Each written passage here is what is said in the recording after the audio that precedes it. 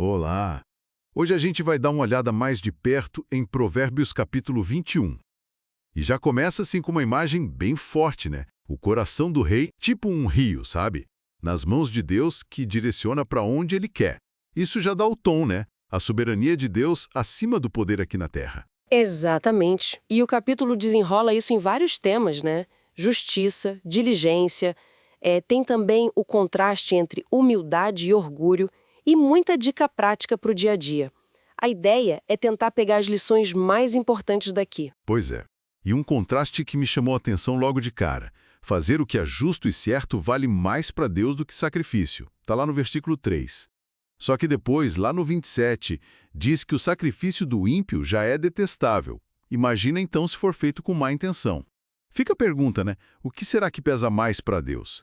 O que a gente faz ou por que a gente faz? Essa é uma questão central, eu acho. Mostra muito sobre o que Deus realmente valoriza, a prática da retidão, da justiça no dia a dia. Isso supera o ritual pelo ritual. E conecta com o versículo 2, né? Que fala que a gente acha que está sempre certo, todo o caminho do homem é reto aos seus olhos, mas é o Senhor quem sonda os corações. Então a motivação interna, o que está lá no fundo, isso é o decisivo. Não adianta só parecer bom por fora.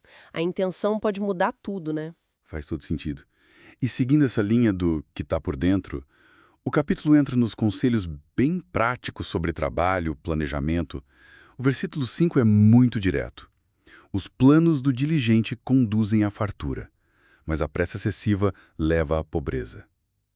É o contrário do preguiçoso, né? Que aparece depois nos versículos 25 e 26.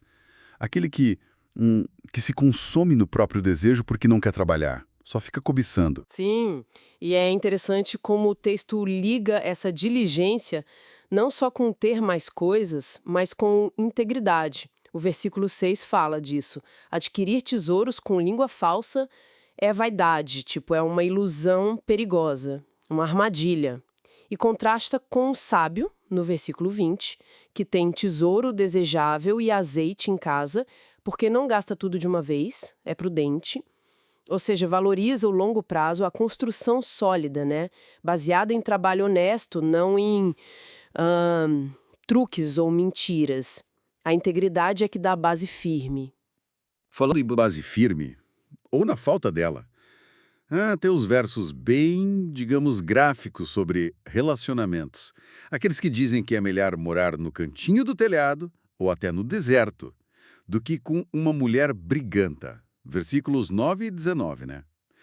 Sei que tem um contexto cultural, claro, mas qual a mensagem principal ali sobre convivência? Olha, eu acho que a gente pode ver essa mulher rixosa como uma metáfora bem forte, sabe? Sobre o custo altíssimo que é viver em conflito o tempo todo. A paz é muito preciosa. Viver em briga constante, isso suga energia, né? Seja qual for a origem da briga. E isso conversa muito com o versículo 23. O que guarda sua boca e a sua língua, guarda sua alma das angústias. Quer dizer, controlar o que a gente fala, buscar harmonia, isso é fundamental para o nosso bem-estar. Evitar treta desnecessária é quase autodefesa, né? Entendi. E o tema da justiça de Deus com as consequências das ações também aparece bastante. O versículo 12 diz que o justo observa a casa do ímpio e leva os ímpios à ruína. Mas aí vem o 18 e fala algo curioso. O ímpio serve de resgate para o justo. Essa ideia do ímpio como resgate parece estranho, né? Como assim? Essa é uma daquelas afirmações que fazem a gente parar para pensar, né? Bem desafiadora. Talvez sugira que, na ordem complexa das coisas de Deus, as ações têm consequências que se desdobram de jeitos inesperados. Pode ser que a queda do ímpio, de alguma forma, acabe abrindo o caminho ou servindo para preservar o justo, sabe? Dentro de um plano maior. Reforça aquela ideia de que existe uma dinâmica moral rolando. E no fim as ações dos maus não vencem. Podem até, quem diria, contribuir para o bem dos retos. Isso se liga ao versículo 21. Quem busca justiça e amor, encontra vida, justiça e honra. E também ao alerta do 16. Quem se desvia do caminho do entendimento bom, acaba na congregação dos mortos.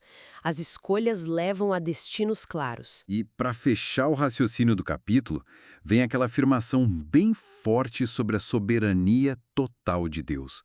O versículo 30 é direto. Não há sabedoria, nem inteligência, nem plano algum que possa opor-se ao Senhor. Ponto final. E o 31 completa. Prepara seu cavalo para o dia da batalha, mas a vitória vem do Senhor. É um lembrete forte sobre os limites da nossa inteligência, da nossa força. Então, resumindo essa nossa conversa sobre Provérbios 21, o que a gente pode levar? Vimos alguns pontos-chave, né? A intenção justa valendo mais que o ritual, a importância da diligência e da integridade para ter estabilidade, a busca pela paz como algo essencial, e as consequências às vezes surpreendentes das nossas escolhas. E, claro, acima de tudo, reconhecer que Deus está no controle, né? Que a vontade dele prevalece sobre nossos planos. Exato. Acho que a mensagem principal que fica é essa. Sabedoria de verdade é alinhar o que a gente faz, mas principalmente o porquê a gente faz. Alinhar intenções e planos com o que é justo e reto para Deus. E isso exige que a gente se conheça, né? Porque o Senhor sonda os corações, como falamos, e exige humildade, porque o resultado final não está na nossa mão, está na dele. O caráter é a base de tudo. E isso deixa a gente com uma última coisa para pensar, né? Ligando lá ao início, sobre Deus sondar o coração, verso 2, com a intenção por trás do sacrifício, verso 27. Fica a reflexão, até que ponto uma motivação interna, que não é pura, tipo orgulho, egoísmo, querer aparecer, pode assim zerar o valor de algo que a gente faz e que por fora parece bom, parece justo até generoso. É algo para a gente pensar, né? Sobre essa avaliação de Deus que vai muito além da aparência, que vai direto na raiz de quem a gente é.